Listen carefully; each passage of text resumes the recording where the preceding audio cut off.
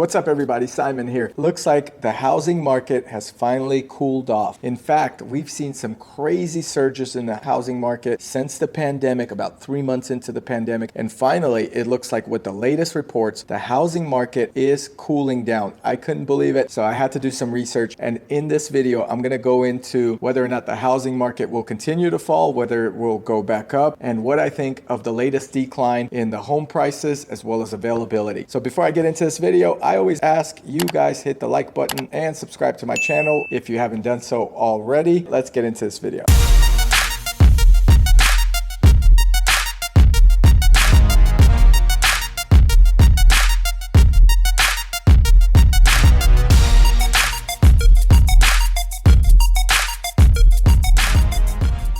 Real estate has been on a crazy climb. In fact, I think it's one of the best investments you could make still today. However, recently the housing market went significantly lower in terms of availabilities. There are more houses on the market, so the supply is higher. The demand has decreased a bit, even though we have a very low interest rate. I'm just stunned. I remember a friend of mine selling a house for $1.9 million in April of 2020. I thought that was low. And guess what? 3 months later, that same house would have appraised for $2.3 million. So within 3 months, that individual lost about $400,000. No way! That's how crazy the housing market has been here in the Bay Area and in fact in the United States. In this video, I've done some research and I was surprised to see the latest data which shows that the housing market has actually been at its lowest point since the pandemic lows. New Census Bureau shows new home sales dropped last month to the lowest level since the pandemic started. The problem is the price. Affordability has been crushed after a year-long run on housing that hit both the new and existing home markets. That report out this morning from the census showed sales of newly built homes dropped unexpectedly to the lowest level since April of last year. And May's sales were also revised lower. So sales of single-family homes have fallen to an annualized rate of 676,000 homes, which is 6.6% below the May average last year. May's rate was 724,000 homes in 2020. That is 19% below the June rate of 2020, which had about 839,000 home sales. Now you could ask, well, is it because there's less supply on the market? The truth is there's actually more supply on the market overall in the United States of America. I think because of all these moratoriums ending, there will be even a bigger supply of real estate because a lot of people will go into foreclosure now that they cannot pay their debt. And here's the thing, the price of a newly built home only rose about 6% in June. Now that's still pretty high considering if you're buying $1 million home or a $2 million home. However, it only went up 6%, which is far below the expectations of inflation as well as the real estate market analysts. I would say the housing market, less homes sold because inventory is lower, but that's not the case. Inventory actually jumped a 5.5 month supply in May to a 6.3 month supply in June. So that means there are more homes in the market for sale. Less homes are selling. That shows a potential decline. And last fall, we saw a 3.5 month supply of homes. So that was causing a spike because supply was a lot less. And here's a kicker. Sales of newly built homes, even though the prices have gone up, have dipped as well to pandemic lows. They have dipped to the lowest level since April 2020. So new homes had a surge, prices were going up, and now their sales are climbing back down, which is pretty crazy. I've also seen a lot of price cuts in hot markets as well, such as Lake Tahoe and other places where prices were going up, including Florida, some of the newer builds there. And now they're actually stopping the increase of prices as well as cutting prices on some of these homes that are in the market. Even though the sales have fallen from May to June, analysts were actually expecting a 3.4% increase in sales. So they had it completely wrong. The sales have dipped, and now we may be on a potential housing market crash because more homes are going to enter the market with people not being able to pay for them. So the real estate frenzy last year and earlier this year is cooling off. It's pretty good for first-time home buyers because they're able to get the low interest rate. At the same time, they don't have to compete as much. And it's possibly because some of these home values have increased so much that a lot of people cannot afford a brand new build. They also cannot potentially get into the market with competing with so many people. Back then, the housing supply was a lot less, so you would technically compete with a lot more bidders. Thus, thus raising the price, having cash offers to go up against, which is a horrible thing. One big thing we should talk about, and I also know about this, is because I'm building a house right now. We are seeing skyrocketing construction costs. In fact, lumber was up over 300% at one point. If you're moving forward with that home improvement project, looking to purchase a home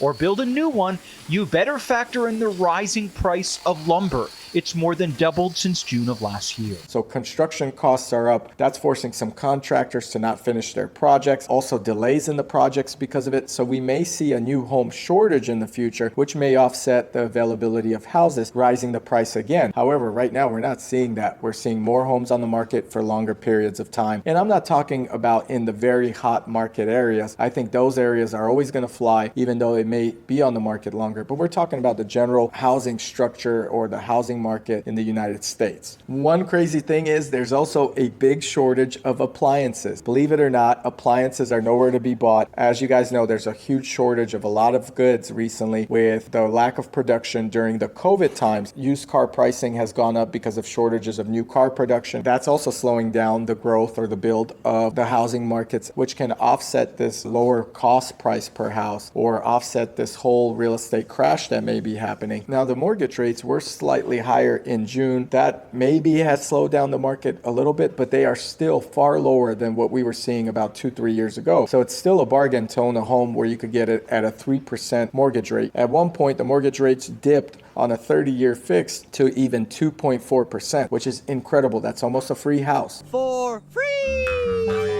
But keep in mind, with higher home prices and lower interest rates, it kind of offsets each other. So a home that would normally cost $1.5 million is now costing $2 million. So within the next few months, we will know what's going to happen with the real estate market. We will see if there will be a shortage in supply because brand new homes are not being built on time. And if we do see a shortage of supply, then the prices will continue to go up. Also, we need to understand that there may be a surplus of homes available in the market in the next few months as well, with the moratoriums being ended that were part of the COVID relief plan. So no longer can people not pay for their mortgage. They will have to figure out a way to start paying. And if they cannot afford to do so, there will be a mass amount of foreclosures. Right now, we are still relying on government checks. The workforce has not improved as much as we would like to see it improve. A lot of state governors are calling for people to go back to work and get off the beach.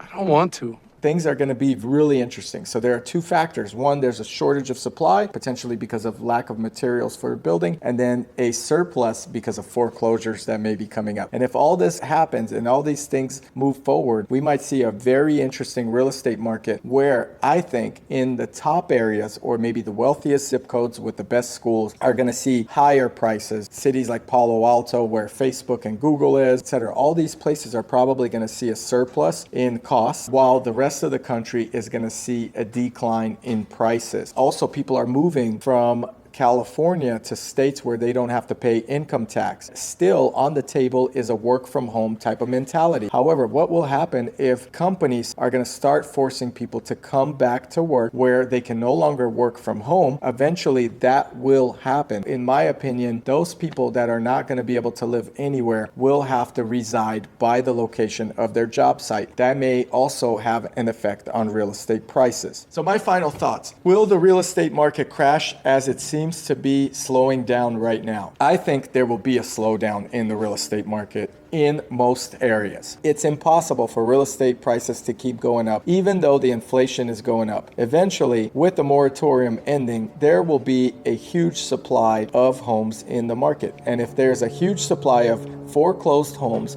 that means people are going to have a chance to bid on more and more property. If there are more and more properties, the supply and demand curve indicates that the prices will fall. More people are going to have options. There will be more people potentially buying depending on the interest rate, but however, they have more to choose from. So expect to see some of those houses on the market for longer periods of time. Also, I have a feeling that the supply issues with all these appliances and everything else will finally be resolved. Therefore, construction will resume and there will be a surplus of finished homes later on. If there is a surplus of finished homes and a surplus of foreclosed homes, prices are going to really tumble. So let me know what you guys think in the comments below. As always, I appreciate you watching these videos. Hit the like button for me and subscribe to my channel if you haven't done so already. As always, I appreciate it. I hope you get in the real estate market. It's a great way to build wealth. Thanks for watching.